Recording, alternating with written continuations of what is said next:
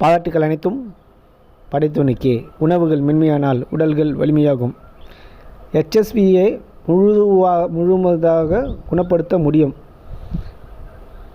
உலகத்திலேயே இதை குணப்படுத்தக்கூடிய மருந்து சிலர்கள்கிட்ட தான் இருக்குது.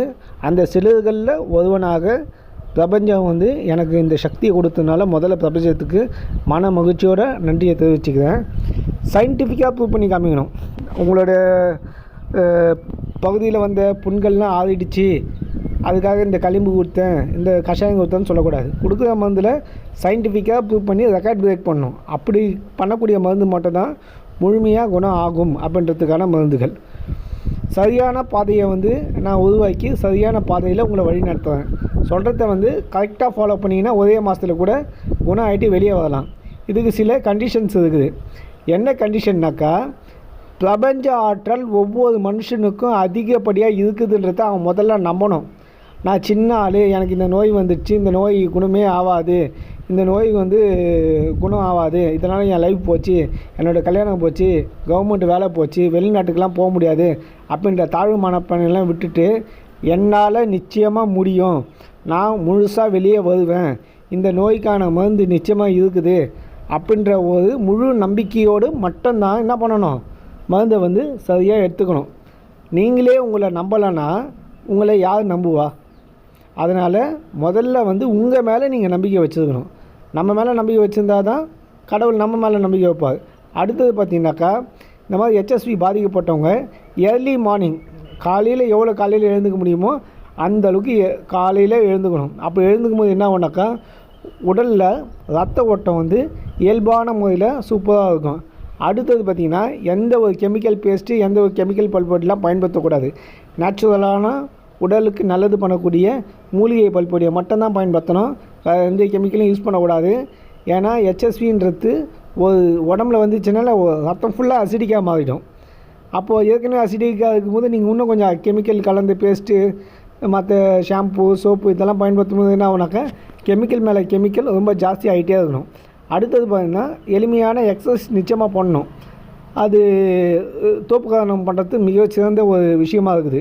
இன்றைக்கி அமெரிக்கா, ஆஸ்திரேலியா போன்ற மேலை நாட்டுகள்லாம் தோப்புக்காரணத்தை சூப்பர் பிரெயின் பவர் யோகா அப்படின்ற மாதிரி சொல்லி பலவிதமான பயிற்சி வகுப்புகள் நடத்தப்படுகிறது. மிகப்பெரிய பல உன்னதமான ஒரு நிலைக்கு எடுத்துகிட்டு போகக்கூடிய ஒரு மிகச்சிறந்த ஒரு பயிற்சி. அதை நிச்சயமாக பண்ணணும். அடுத்தது பார்த்திங்கனாக்கா, நிச்சயமாக ஒரு நாளைக்கு 3 லிட்டர் 4 லிட்டர் தண்ணி குடிக்கணும். ஏன்னா இந்த ரத்தத்தில் இருக்கக்கூடிய கிருமி காலி ஆகணுன்னாக்கா ரத்தம் சுத்தமாகணும். இந்த கிருமி ஆசிட் ஆகும்போது என்னன்னாக்கா, ரத்தம் கட்டி போய் ரத்தத்தில் அதிகப்படியான கெமிக்கல் உற்பத்தி ஆகுது. தண்ணி குடிக்கும் போது தான் அந்த கட்டியான ரத்தம் டெலியூஷன் ஆகும். அடுத்தது பார்த்திங்கனாக்கா, எந்த ஒரு கலியுகம்னு சொல்லக்கூடிய இந்த மாதிரி மோசமான யுகத்தில் இல்லாமல் சங்க காலத்திலேயே வாரத்துக்கு 2 வாட்டி எண்ணெய் தேய்ச்சி குளிங்க, உடலில் இருக்கக்கூடிய சூட்டை கம்மி பண்ணுங்கன்னு சொல்லியிருக்காங்க. ஆனால் இப்போ எல்லோரும் கெமிக்கல் யூஸ் பண்ணுறோம், எனி டைம் ஃபோன்லேயே மூழ்கி இருக்கோம். இந்த டைமில் என்ன பண்ணுறோம், எந்த உடம்புக்கு நல்லது பண்ணக்கூடிய விஷயத்தையும் பயன்படுத்தலை. HSV பாதிக்கப்பட்டவன் டெய்லி எண்ணெய் தேய்ச்சி குளிக்கணும். இது கம்பல்சரி. இது அப்போ தான் சீக்கிரமாக ஒரு நல்ல ரிசல்ட் வரும். அடுத்து பார்த்திங்கனாக்கா, மருந்துகளை சரியான முறையில் மருந்து எடுத்துக்கணும். எந்த நேரத்தில் எந்த மருந்து எடுக்குன்னு சொல்கிறோமோ அந்த நேரத்தில் அந்த மருந்தை கரெக்டாக எடுத்து அதை என்ன அனுபானம் சொல்லியிருப்போம், மோர், ஜூஸு, இளநீர் இந்த மாதிரி சொல்லியிருப்போம். எதை நம்ம சொல்லியிருக்கோமோ அதில் அதை கரெக்டாக அந்த மருந்தை ஃபாலோ பண்ணணும். அடுத்தது உணவு பார்த்திங்கனாக்கா, அவங்க 80% உணவில் பார்த்திங்கனாக்கா, பழைய சாதம், தயிர் சாதம், மோர், சத்து மாவு கஞ்சி, கூழ் இந்த மாதிரியான உணவுகளை தான் நம்ம நிறைய சொல்லியிருப்போம்.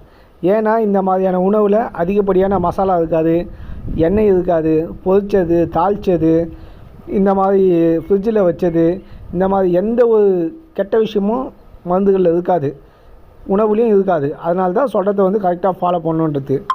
அது மட்டும் இல்லாமல் நீங்கள் டெய்லி மோர், இளநீர் இந்த மாதிரியான உணவுகளை நிறைய எடுக்கணும்.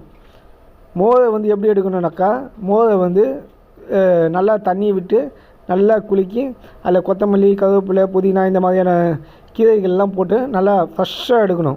இப்படி எடுக்கும்போது என்ன ஆகுனாக்கா, உடம்புல அந்த ப்ளட் சர்க்குலேஷன் ஜாஸ்தியாகும். கம்பல்சரி ஒரு நாளைக்கு 2-3 பழங்கள் சாப்பிட்ணும். இல்லாட்டி பழங்களை ஜூஸாகவும் சாப்பிட்லாம். உணவுகளில் வந்து பழங்கள் வந்து அதிகப்படியான ஆன்டி ஆக்சிடெண்ட் மற்றும் கெமிக்கலை வெளியே தூக்கி வெளியே போடுறதுக்கான எனர்ஜி, சக்தி, விட்டமின், மினரல் இந்த மாதிரி பல விஷயங்கள் வந்து பழத்தில் இருக்குது. அதனால் வந்து பழங்களை நிச்சயமாக ஃபாலோ பண்ணணும். காய்கறி, கீரை மேக்ஸிமம் நிறைய காய்கறியும் கீரையும் சாப்பிட்ணும். நாட்டு காய்கறி, நாட்டு கீரை நிச்சயமாக சாப்பிட்ணும். இதெல்லாம் ஃபாலோ பண்ணிங்கனாக்கா HSVயை தூக்கி வெளியே போட்டுட்டு ஒரு நிம்மதியான வாழ்க்கையை என்ஜாய் பண்ணி வாழலாம். கல்யாணம் ஆகலையா, கல்யாணம் பண்ணிக்கலாம். கல்யாணம் ஆகிடுச்சு, பிரச்சனையாக இருக்குது, குழந்தை இல்லையா, குழந்தை பெற்றுக்கலாம். தாம்பத்தியம் பிரச்சனையாக இருக்குதா, தாம்பத்தியம் சரியாக இருக்கும். வெளிநாட்டுக்கு போக முடியலையா, வெளிநாட்டுக்கெல்லாம் போகலாம். வாழ்க்கையை சந்தோஷமாக சிரிச்சுக்கின்னு என்ஜாய் பண்ணி வாழலாம். இந்த மாதிரியான விஷயத்த கரெக்டாக ஃபாலோ பண்ணால் நீங்கள் எந்த விஷயம் பண்ணவே கூடாது அப்படின்றதுக்கான கண்டிஷனாக பார்த்துக்குங்க. முதல் விஷயம் பார்த்திங்கனாக்கா, நம்ம நல்லது பண்ணுறோமோ இல்லையோ நம்ம உடம்புக்கு 100% கெடுதலை பண்ணுறோம். அந்த மாதிரி கெடுதல்களை நிச்சயமாக பண்ண மாட்டேன்ற ஒரு உறுதிமொழியை நீங்கள் எடுத்துக்கணும். என்னன்னாக்கா, முதல் விஷயம் ஆல்கஹால். இன்றைக்கி 90% மக்கள் குடிபோதைக்கு அடிமையாக இருக்காங்க. இந்த மாதிரி அடிமையாக இருக்கிறதுனால கல்லீரல் பிரச்சனை வருது, கிட்னி பிரச்சனை வருது, நரம்பு தளர்ச்சி வருது, பலவிதமான பிரச்சனைகள் வருது. அதனால் ஆல்கஹால் நிச்சயமாக அவாய்ட் பண்ணிடணும். அடுத்தது ஸ்மோக் பண்ணுறது. ஸ்மோக் பண்ணும்போது லங்ஸு ப்ராப்ளம் வருது, ரத்தத்தில் வந்து அதிகப்படியான நிக்கோட்டின்லாம் ஃபார்முலாலாம் வருது. அதனால் நிச்சயமாக ஸ்மோக் பண்ணுறதையும் அவாய்ட் பண்ணிடணும். இது ரெண்டுத்தையும் நிச்சயமாக அவாய்ட் பண்ணணும். அது இல்லாமல் ஆன்ஸு, புயலை இந்த மாதிரியான பழக்கத்தையும் விட்டுடணும். அடுத்தது அதிகப்படியான அசைவம், அசிடிக் ஃபுட்டு. எந்த அசைவத்தையும் சாப்பிடக்கூடாது மருந்து எடுக்கும்போது. சைவமாக மருந்து நீங்கள் சாப்பிட்டீங்கன்னா மட்டும்தான் ஒரு முழு திருப்தியான ஒரு ஆரோக்கியமான வாழ்க்கையை சீக்கிரமாக நீங்கள் பார்ப்பீங்க. நைட்டு ஒரு 9 மணி 9:30 தூங்கிடணும்.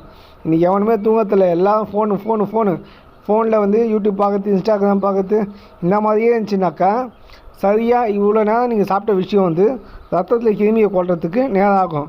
சொன்னதை கரெக்டாக ஃபாலோ பண்ணுங்கள். உலகத்தில் எங்கே இருந்தாலும் உங்களை முழுமையாக குணப்படுத்த முடியும். நன்றி.